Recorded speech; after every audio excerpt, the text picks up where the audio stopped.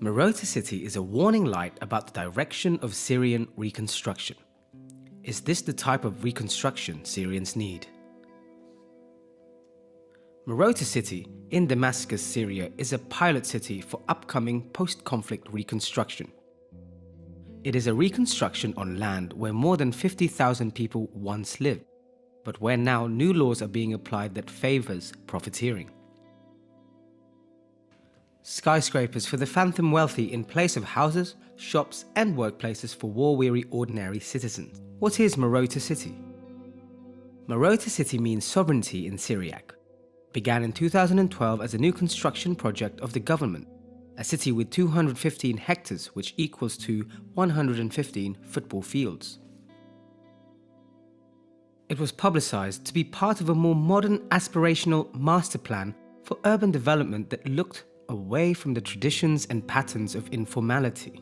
The area was home to 6,733 informal houses and shops built on agricultural land, many of whom has lived there for generations, but often without formal documentation. The city master plan provides for many luxurious housing towers, in addition to commercial and investment plots, such as hotels, restaurants, cafes, and hotel apartments. It is planned as a new city, home for companies, banks, sport facilities, educational institutions, religious buildings and health facilities, with huge areas of gardens and green spaces. A dream city. The Marota project piloted the first use of new Decree 66 in 2012. It has been the blueprint for the new National Law 10 introduced in 2018. What did Decree 66 bring in? Decree 66 denied what stated in a previous law enacted in 1975 that any cemented informal unit built on private land has the right to compensation regardless the ownership. Decree 66 identified 2 informal settlement zones in southern Damascus for reconstruction according to the master plan of Damascus. Marota City takes place in the first zone, called Al-Razi, which was the informal settlement with 55% of the land being used for informal housing and 45% of agrarian purposes. Decree 66 defined multiple phases of implementation, extends over 4 years until the delivery of alternative housing. Marota City was planned to be implemented in 4 years, from 2012 until 2016. Decree 66 states that the property owners became shareholders within a collective ownership of the entire area of Al-Razi. The construction of Marota City has taken place in phases. Number 1. A phase about documentation of ownership. Number 2. A phase about valuation of homes and issuing of compensatory shares. Number 3. A phase of implementation and engagement with private sector. Phase 1. Documentation. The documentation phase was scheduled for 1 month after the Decree 66 was announced. At this time, committees were also established by the governorate to resolve ownership disputes. Residents were given 1 month to present and register their property ownership documents. This phase has faced many delays due to the complexity of presenting recognized ownership documents in an area that has 6,733 informal units, especially dealing in a very limited time along with the inheritance issues of the inhabitants. The challenges of documentation phase. Number 1. Many homeowners could not access the necessary documentation or had major challenges in gathering this proof. And number 2. If owners had left their properties before their documentation process began, they lost their right to compensation. Phase 2. Valuation and shares. Decree 66 outlined a system whereby property owners were given shares in future developments based on the value of their existing properties.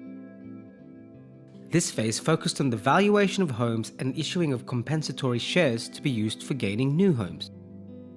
The Damascus Governorate established an expert committee to estimate the shared value of each property, based mostly on the location.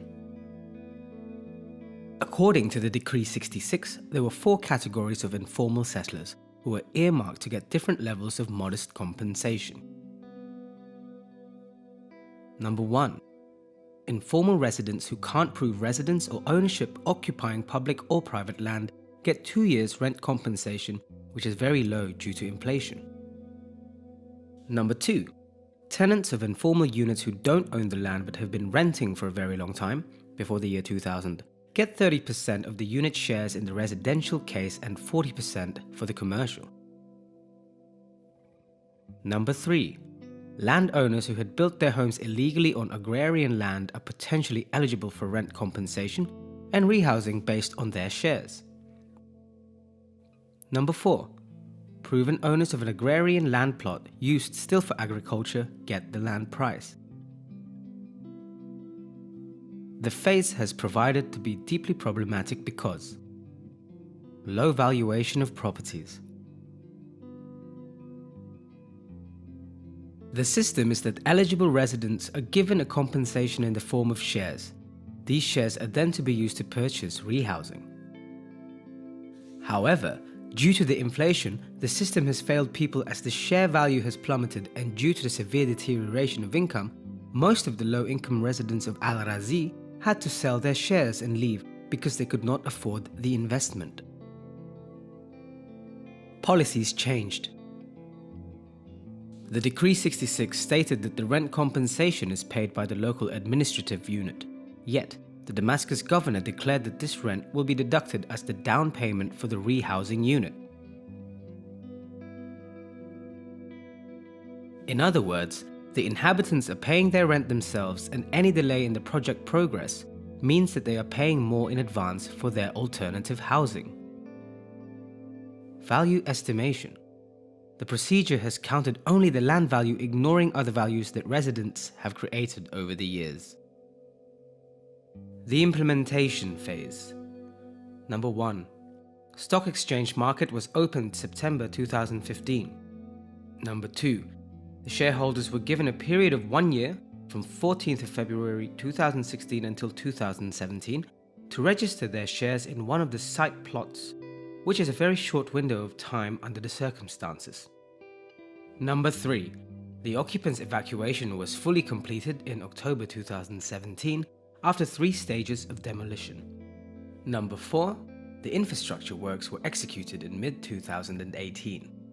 The pattern for private sector engagement was set with the foundation of Damascus Chan Holding Company in 2016, owned by the Damascus Governorate, to invest the 68 plots belonging to Damascus municipality through partnerships formed with other private companies.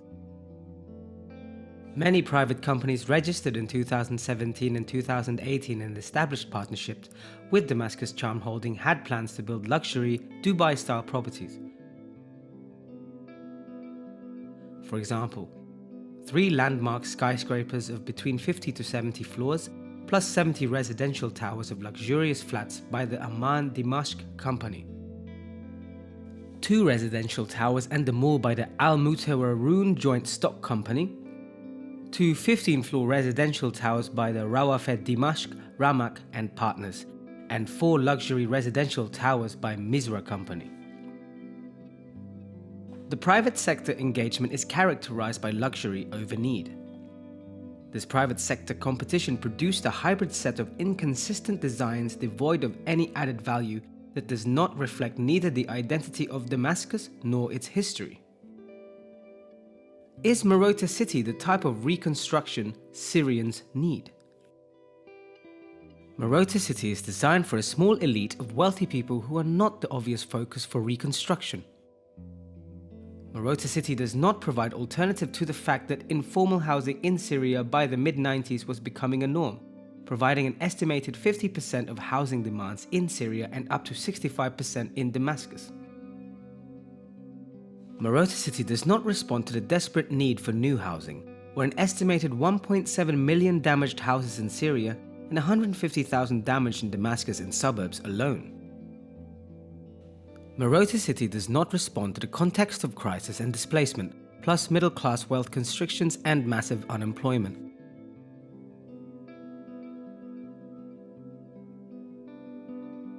Marota City promotes architectural firms to focus on the exterior without developing new housing typologies that fit the changing and urgent demands of the majority of the people. Marota City resulted in more people being internally displaced, which might result in more informal housing being established in areas such as outskirts of cities.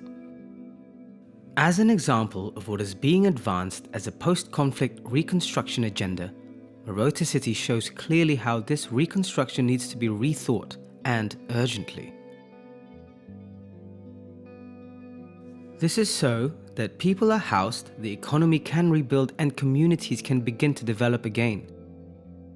Phantom skyscrapers that few can afford are not the answer, and such housing is not what the country needs.